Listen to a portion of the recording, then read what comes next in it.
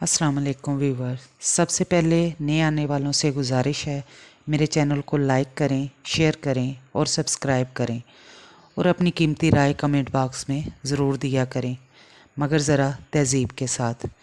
पैसे की चमक इंसान को अंधा कर देती है, वो अच्छे और बुरे की तमीज़ भूल जाता है। साइमा से मेरी जान पहचान बहुत पुरानी थी। वो लोगों के घर काम करके और उसका बाप मजदूरी करके घर का निज़ाम चलाते थे। वो दो ही लोग थे घर के, माँ थी नहीं, दोनों बाप बेटी ही एक दूसरे का सहारा थे।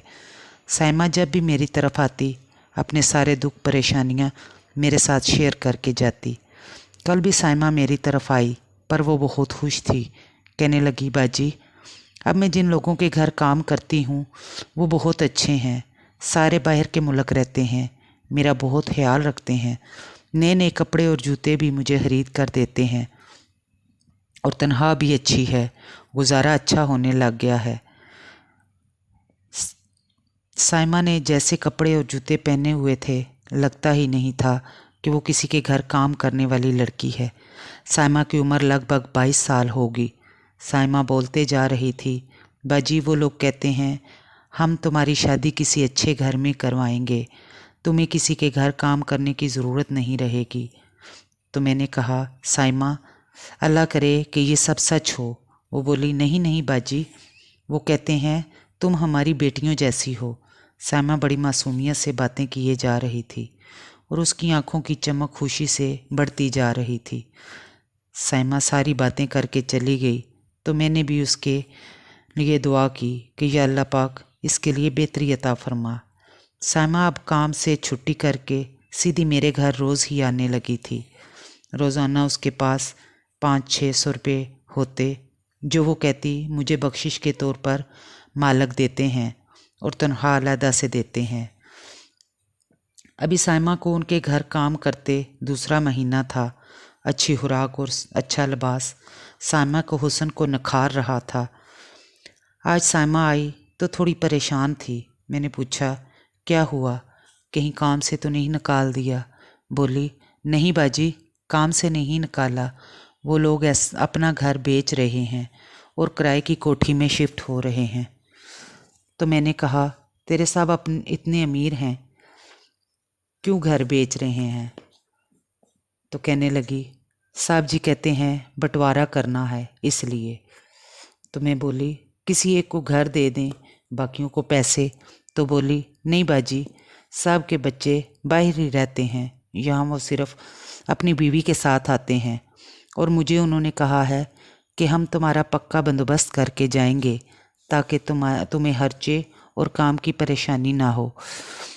मुझे तो मामला कुछ अजीब लगा। मैंने सोचा, एमी बेचारी साइमा को ख्वाब दिखा रहे हैं, वो गरीब एक ख्वाबों के सहारे ही तो चल रही है। साइमा ने बताया कि साहब जी ने मेरा और अब्बा का पासपोर्ट बनने के लिए दिया है। मैंने पूछा, वो क्यों? कहने लगी, साहब जी कहते हैं अब तुम्हारे अब्बा की उम्र ज़्यादा हो गई है, मज़दूरी नहीं कर सकते, हम तुम दोनों को उम्रा पर भेजेंगे, उसके बाद यूरोप साथ ले जाएंगे। मुझे अब साइमा की फ़िक्र होने लगी, पता नहीं इसके साथ क्या होने वाला है। आखिर वो दिन आ ही गया। साइमा खुशी खुशी पासपोर्ट लेकर आई और मुझे दिखाया। उसके पास एक नोटों का बंडल भी था जो उसने मुझे दे दिया। बाजी आप मेरी अमानत रख लें, जब मेरा वीज़ा लग जाएगा तो मैं आकर ले जाऊंगी। मैंने उससे पैसे लेकर रख दिए। कुछ दिन बाद साइमा अपनी अमानत लेने आई तो बताया, परसों मैं और अब्बा उम्रा पर जा रहे हैं। मैंने उसकी अमानत उसे देते हुए कहा, साइमा ध्यान रखना, किसी पर एतबार ना करना और अपने कपड़ों के अलावा कोई किसी की चीज़ साथ ना लेकर जाना।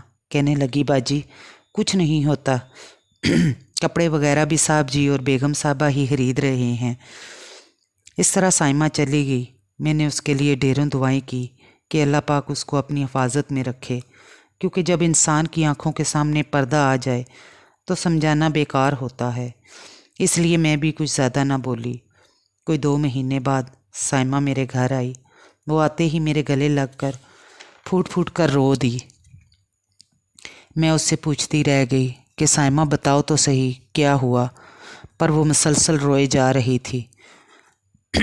काफ़ी देर रोने के बाद जब वो चुप हुई तो मैंने उसे गौर से देखा। उसके मैले कुचैले कपड़े, आँखों के गिर्द स्याह हल्के, टूटी हुई जूतियाँ अजीब ही दास्तान सुना रही थीं। साइमा चुप हुई तो मुझे बताने लगी, बाजी मैं और अब्बा बहुत खुश थे कि हम उम्रा पर जा रहे हैं। साहब जी और बेगम साहबा ने हमें कपड़े वगैरह दिखाए कि ये साथ ले जाना, तुम लोगों को 15 दिन वहाँ रहना है। अच्छा सा सूटकेस दिया, मैंने सारे कपड़े उसमें खुद रखे और ताला लगाया। हम एयरपोर्ट चले गए। सब ठीक जा रहा था।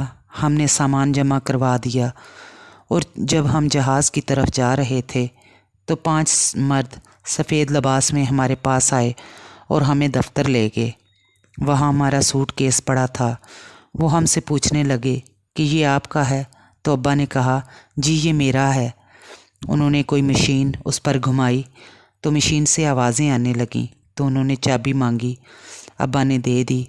तो उन्होंने सूटकेस खोला, सारे कपड़े बाहर निकाले।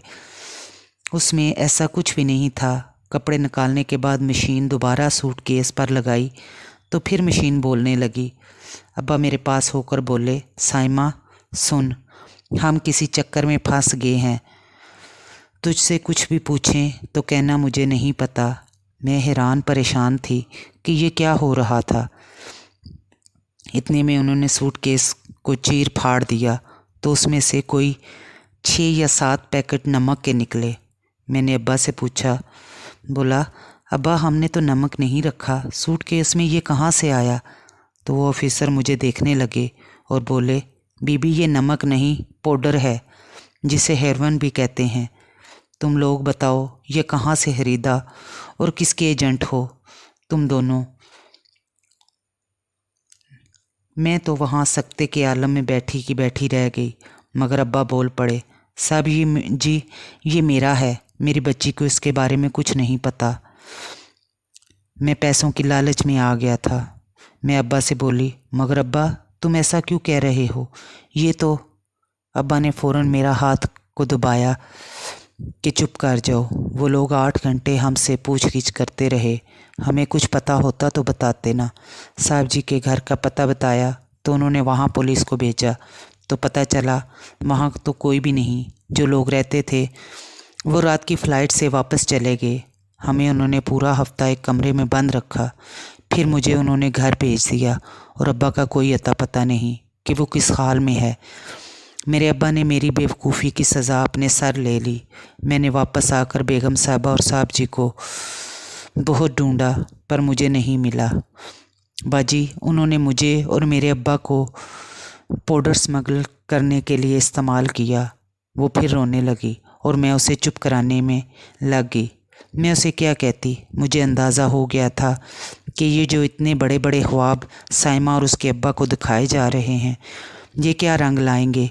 गरीब को तो हक ख्वाब भी देखने का हक नहीं। साइमा तो खुशियाँ पाने चली थी।